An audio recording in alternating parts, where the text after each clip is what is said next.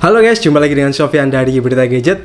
Di tengah strugglingnya pabrikan smartphone dalam meracik smartphone yang pas, kali ini Vivo hadir dengan smartphone yang pas banget dan kerasa upgrade-nya. Menurut saya Vivo V25e ini adalah smartphone yang pas untuk tahun ini dan upgrade-nya itu kerasa. Kira-kira smartphone ini bawa upgrade apa aja ya? Well, mari kita bahas selengkapnya.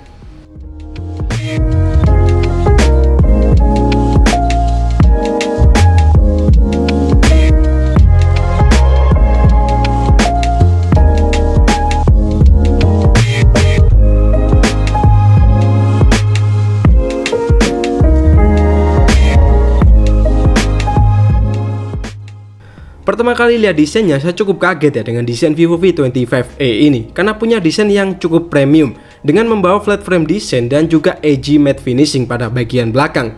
Oh ya, bagian belakangnya ini kaca ya, jadinya baffle premium.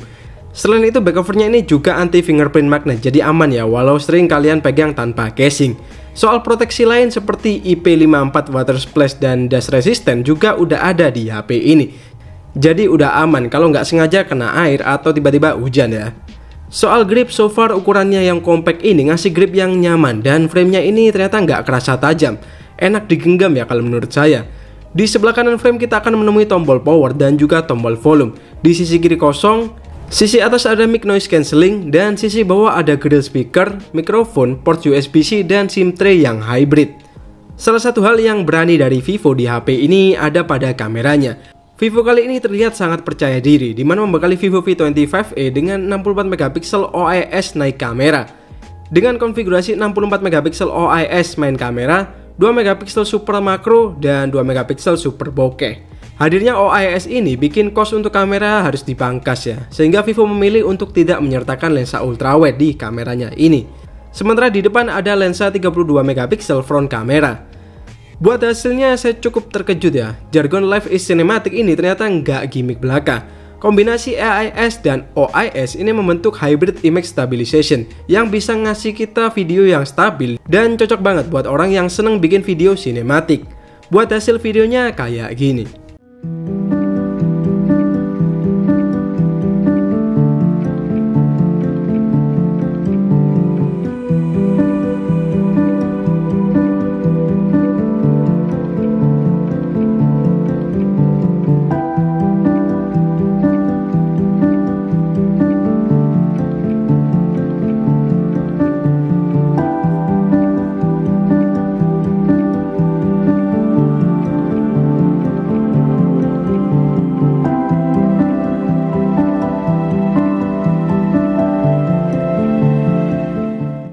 Oke, jadi ini adalah sampel video kamera depan dari Vivo V25e. Ini kita adepin di backlight ya, cuman masih jelas banget untuk wajah saya. Dan ketika saya adep ke backlight sendiri hasilnya kayak gini. Udah bagus banget sih kalau menurut saya untuk kamera video kamera depan ini. Meski resolusinya 1080p, tapi untuk detail udah oke kok. Sementara itu ini adalah hasil dari Steadifast. Dengan Steadifast ini kita bisa ngevlogging lebih stabil karena emang hasilnya itu lebih ngecrop tapi lebih stabil. Ini cocok banget buat kalian yang suka jalan-jalan, mungkin ngerekam video sambil agak lari-lari ya. Saya contohkan kayak gini. Nah, ini kita masih bisa dapetin video yang stabil. Kayak gini, kita jalan lagi masih stabil ya.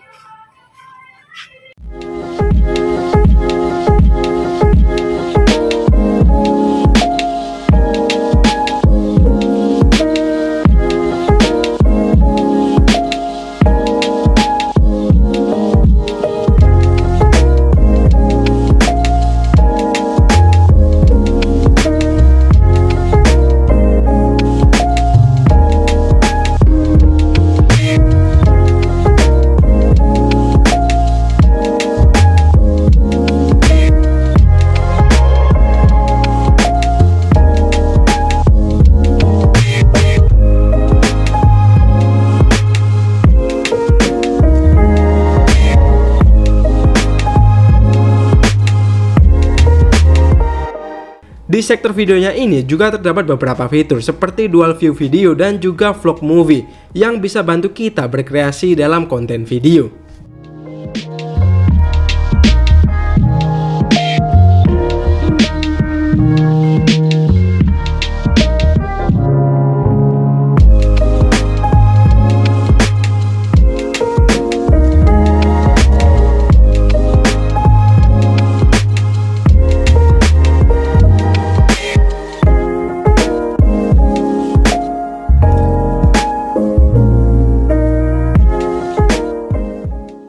Sementara untuk hasil fotonya juga lumayan bagus, dimana warnanya itu nggak oversaturated dan nggak less saturated. Menurut saya warnanya ini lumayan balance ya, dan pas aja sama selera saya.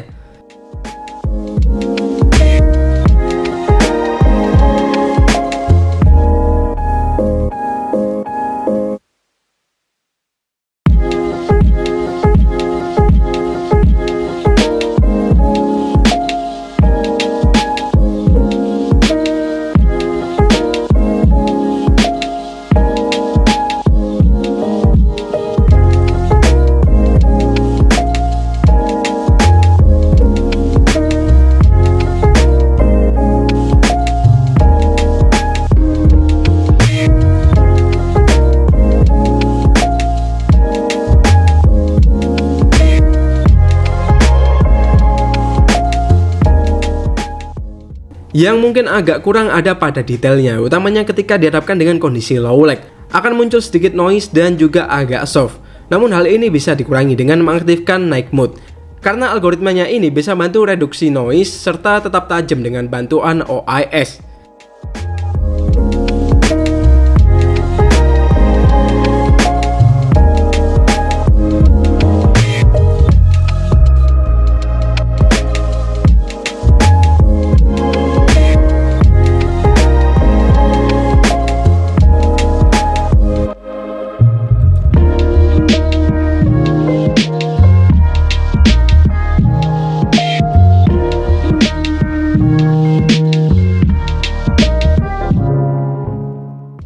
Untuk kamera depan agak disayangkan ya, resolusinya sedikit turun jadi 32 megapiksel. Tapi soal hasil udah oke banget kok. Kamera depan Vivo V series itu entah kenapa hasilnya itu selalu bagus.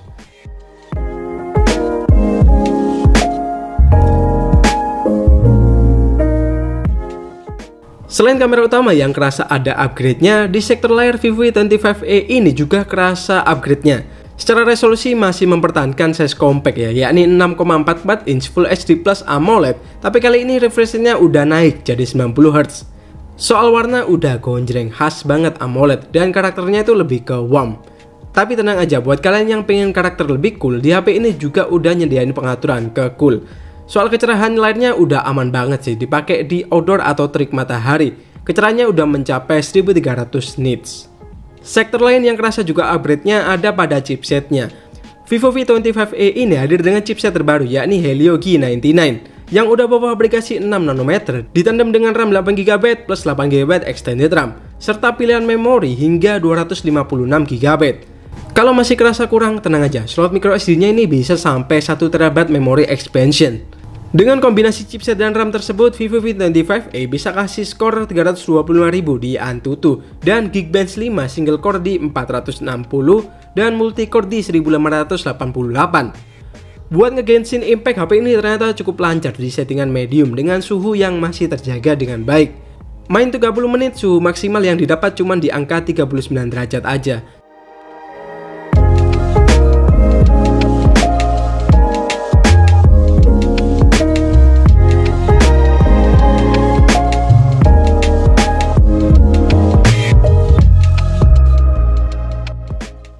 Sementara buat main PUBG 30 menit dengan settingan smooth ultra, suhu yang didapat malah lebih adem lagi di angka 37 derajat.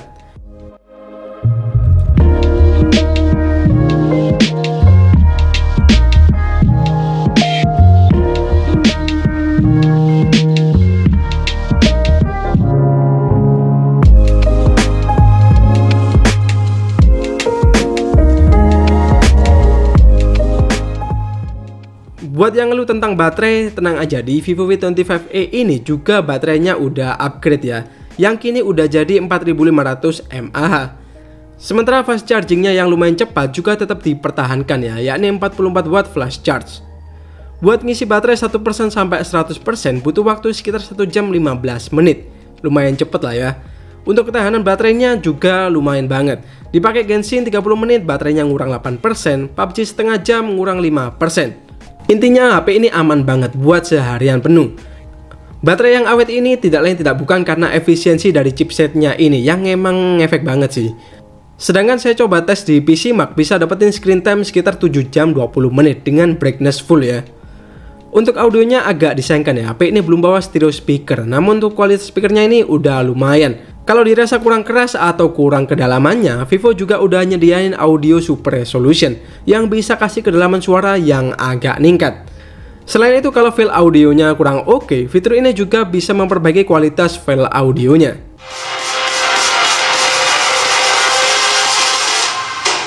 Close your eyes.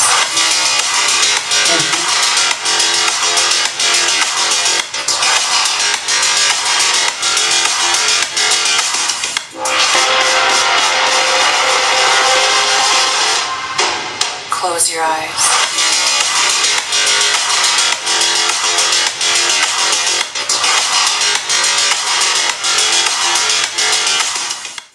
Soal kelengkapan fitur HP ini udah lengkap ya. NFC multifunction buat cek e-money juga ada, dan fingerprint in display juga ada. Soal UI, Vivo V25e ini udah dibekali Android 12 dengan balutan Vantage OS 12. Multitasking di HP ini udah lancar banget. RAM yang lega bantu banget buat ngasih experience yang mulus. Yang mungkin saya agak kurang suka ada di tampilan always on display-nya ini, yang menurut saya minim kustomisasi. Andai bisa dikustomisasi lebih pasti lebih oke lagi sih.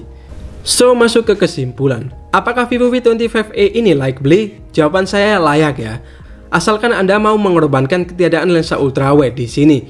Buat yang butuh lensa ultrawide, menurut saya HP ini jelas kurang cocok. Tapi kalau kalian jarang pakai lensa ultrawide dan foto pakai lensa utama udah cukup, HP ini udah recommended banget. Unsur esensial seperti desain cakep, layar bagus, fast charging cepet, baterai lumayan awet, dan video kamera stabil udah ada di HP ini. Menurut saya dengan harga varian 8/128 di 3,999 juta dan 8/256 di 4,299 juta, HP ini bisa jadi sweet spot buat kalian yang cari desain cakep, layar bagus, kamera video stabil, dan kualitas UI yang bagus.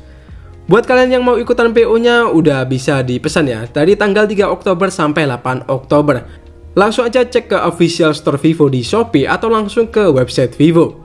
Oke, segitu dulu aja video kali ini. Terima kasih udah nonton sampai habis. Sofyan di sini pamit dan kita bakal jumpa lagi di video selanjutnya.